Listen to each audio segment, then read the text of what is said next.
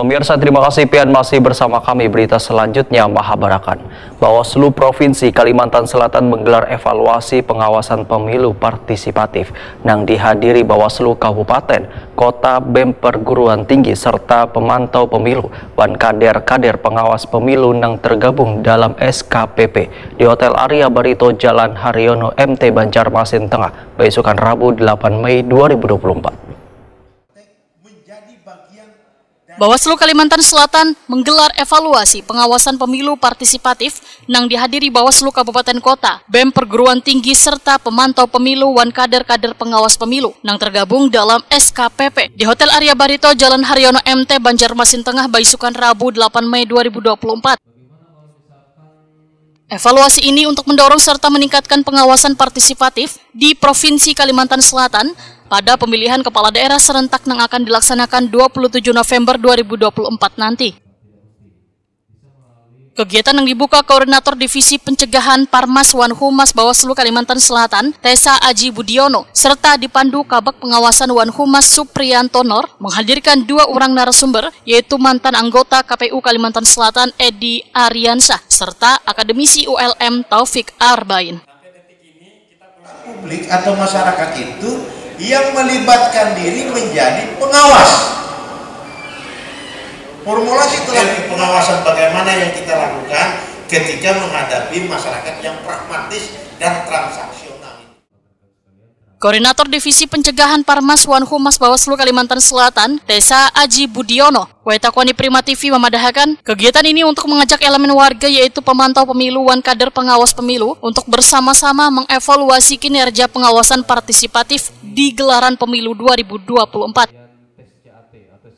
Tessa Aji Budiono menyatakan pengawasan partisipatif dimulai dari diri sendiri dengan kada umpat-umpatan melakukan pelanggaran pemilu atau pilkada, yaitu berani menolak politik duit dan melaporkan pelanggaran kepada pengawas pemilu.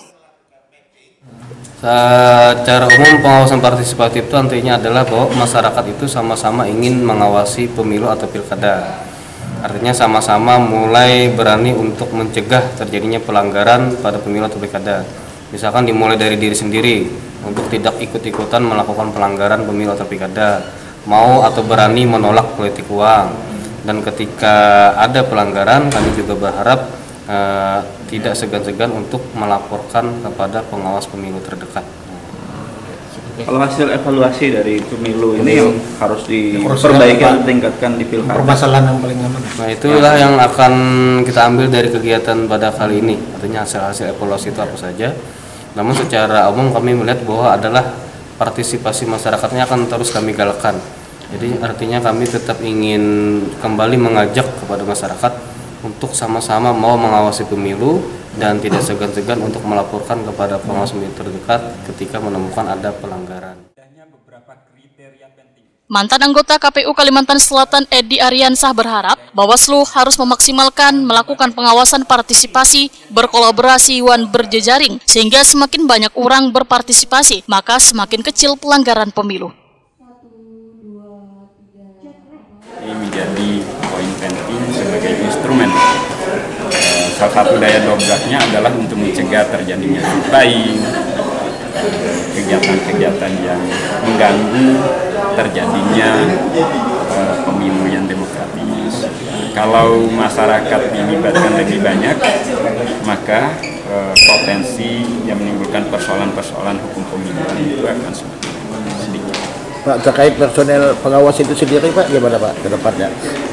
Ya, selain dari kerja pengawasan yang dilakukan oleh institusional, tapi kerja kolaborasi, sinergi, kemitraan, baik melalui perguruan tinggi, komunitas digital, media massa, media sosial, ada penyiapan materi-materi yang menjadi rujukan bagi komunitas-komunitas itu, menjadi informasi, menjadi referensi pengetahuan kepengawasan kepemiluan yang dapat menjadi pegangan dan juga menjadi transformasi.